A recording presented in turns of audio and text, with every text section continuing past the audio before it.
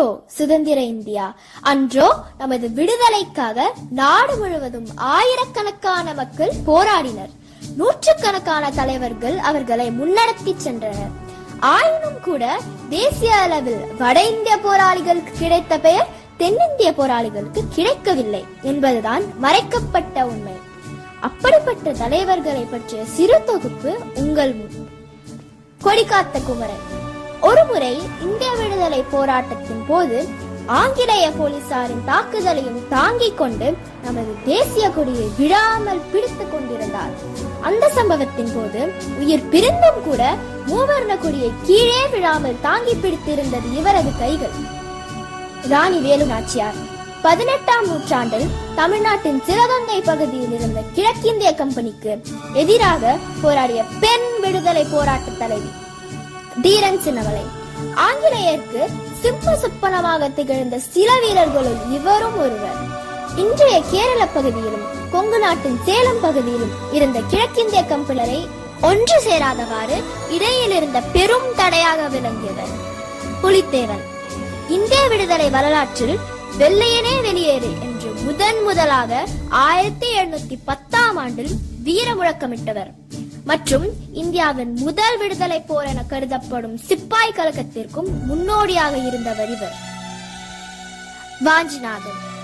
இந்திய சுதந்திர போராட்ட வரலாற்றில் மிக முக்கிய நிகழ்வும் தமிழக போராட்டத்தில் ஒரு திருப்பு முனையாகவும் ஜூன் 17, 1911 நிகழ்கிறது.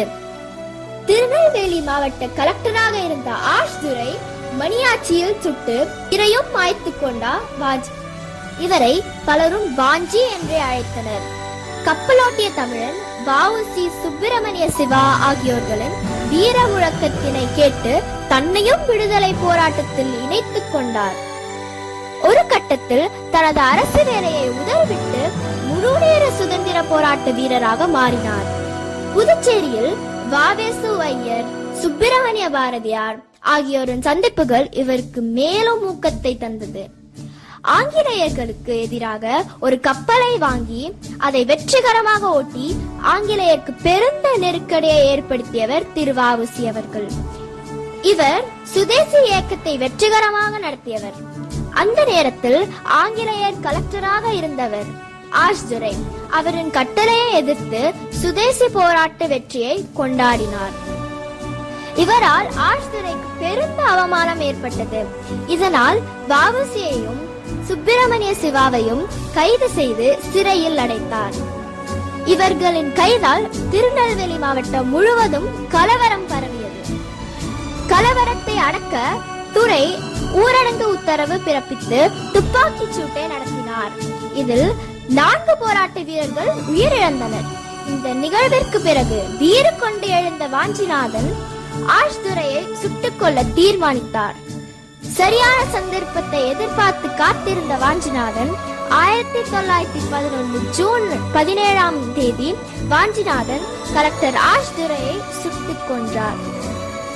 பின்னர் தன்னை பிடிக்க வந்த ஆங்கிலேயர்களிடம் சிக்கி உயிர் பிழைப்பதை அவமானமாக கருதி தன்னை தானே சுட்டுக் கொன்று தன் இன்னுயிரை தேசத்திற்காக தியாகம் செய்தார்.